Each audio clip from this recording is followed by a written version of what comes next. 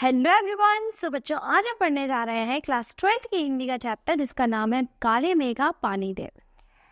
तो बच्चों, इसके जो लेखक है उनका नाम है धर्मवीर भारती जी, और उन्होंने इस चैप्टर में जो भारतीय लोग हैं, एक गांव के कुछ लोग हैं, उनके अंधविश्वास के बारे में बताया।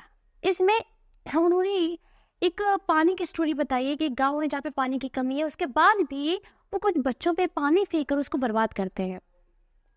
और जब लेखक इस बात को समझाते हैं तो वो तर्क देकर इसको गलत साबित कर देते हैं। वो कहते हैं कि जो वो पानी फेंक रहे हैं बच्चों के ऊपर वो गलत नहीं है, वो बिल्कुल सही है, वो जो कर रहे हैं वो सही है, वो गलत नहीं कर रहे हैं।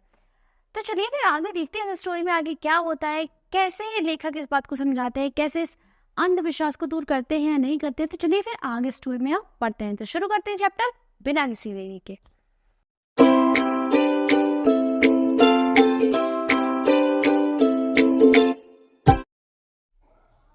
तो बच्चों, चैप्टर की शुरुआत होते ही लेखक बताते हैं कि गांव में एक टोली हुआ करती है बच्चों की, जिसमें 10 से 12 वर्ष के बच्चे और 16 से 18 वर्ष के बच्चे शामिल हुआ करते थे। वो बच्चे सिर्फ एक लंगोटी पहने रहा करते थे, इससे ज़्यादा कोई भी कपड़े वो नहीं पहनते थे। वो बताते हैं कि जब बहुत ज़्यादा गर्मी पड़ती और आसमान में दूर दूर तक कहीं भी बादल नज़र नहीं आते, तो ये टोली एक साथ निकला करती बाहर। ये बच्चों की जो टोली थी वो बाहर निकला करती और एक लोकगीत गाया करती। वो लोकगीत ये होता था कि बोल गंगा मैया की जय, काली मेघा पानी दे, गगरी फूटी बैल प्यासा, पानी दे गुरधानी दे।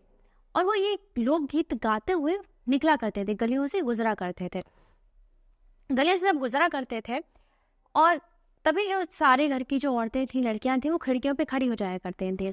और वो तब किसी घर के गलियों में से गुजरते हुए किसी घर के खिड़की के सामने खड़े हो जाते थे और वहाँ से आवाज़ लगाते थे कि पानी दे मैया, इंद्रसेना आई है, ये कहकर वो बोलते थे। तभी क्या होता था, उस घर के जो कुछ लोग होते थे वो उसके ऊपर पानी फेंक दिया करते थे, उस मंडली के ऊपर पानी फेंक दिया करते थे।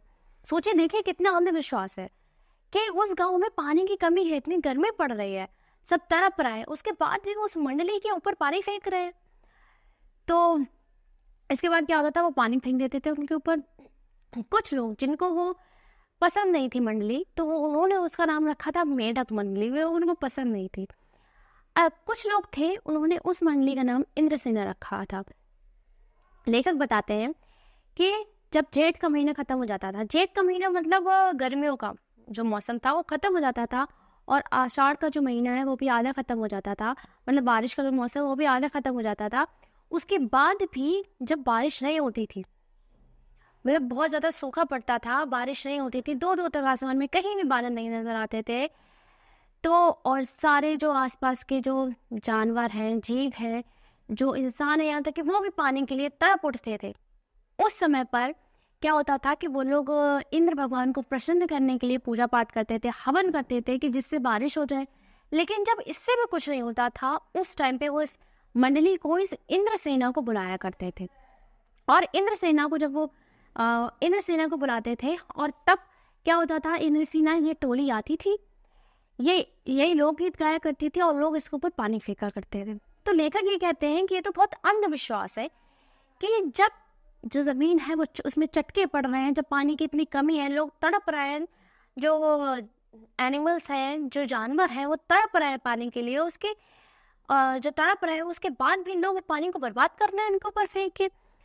तो जो उनकी एक जीजी है इस चैप्टर में लेखक के, उनकी रियल जीजी नहीं है वो, लेकिन इस चैप्टर में वो उन्होंने जीजी का जिक्र किया है। वो जीजी को बहुत मानते हैं, उनकी हर बात मानते हैं, और जो उनकी जीजी है वो भी उनसे बहुत स्नेह करती हैं।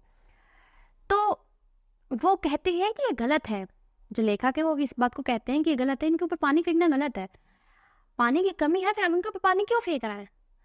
तो जो उनकी जो जीजी हैं वो उनको तर्क देते हैं। वो कहते हैं कि जैसे कि ये इंद्रसेना है, ये इंद्र भगवान से प्रार्थना करती है, हम इसके ऊपर पानी डालेंगे, इंद्र भगवान से प्रार्थना करेंगे, तो जो इंद्र भगवान है वो पानी की बारिश होगी, हमारे यहाँ पर हमारे ऊपर पानी आएगा। तो लेखक कहते हैं ऐसे कैसे हो सकता है, जब बारिश नहीं हो रही है उसके बाद भी आप लोग पानी को बर्बाद कर रहे हैं।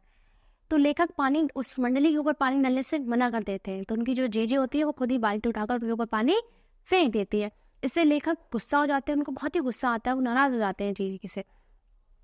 तब जो जिनकी जीजी है वो फिर से उनको समझाते हैं, कई सारे उदाहरण देती हैं कि जैसे कि एक किसान होता है, जब वो किसान होता है, वो किसान क्या करता है कि गेहूं उगाने के लिए, उसको बहुत सारा गेहूं उगाना होता है, तो उस गेहूं को उगाने के लिए वो कुछ ना कुछ गेहूं खेत में पहले बोता है, उसके बाद उसको गेहूं अनाज मिलता है।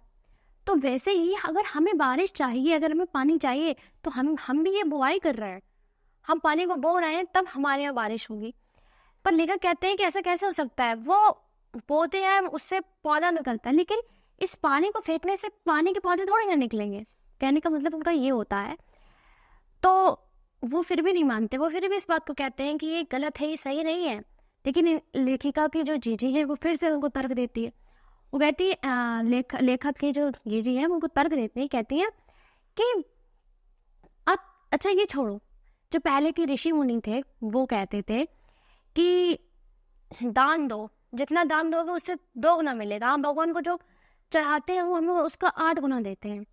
तो जब तक हम पानी नहीं चढ़ाएंगे हमारे पास पानी कैसे आएगा? हम उनको पानी चढ़ाएंगे तभी तो हमारे ऊपर पानी आएगा, हमें पानी मिलेगा। और भगवान हमें 8 गुना पानी देंगे, हम थोड़ा सा पानी देंगे तो।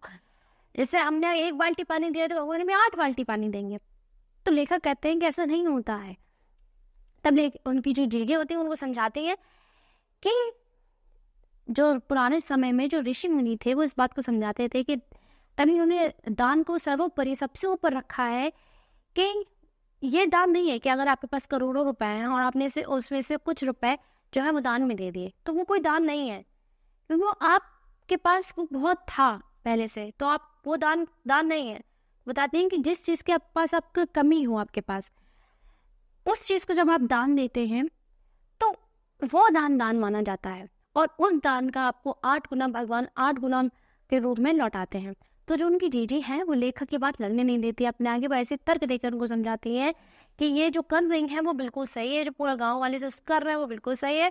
अगर हम इंद्र सेना के ऊपर पानी नहीं डालेंगे तो इंद्र भगवान के पास प्रार्थना कैसे पहुंचेगी और बारिश कैसे होगी।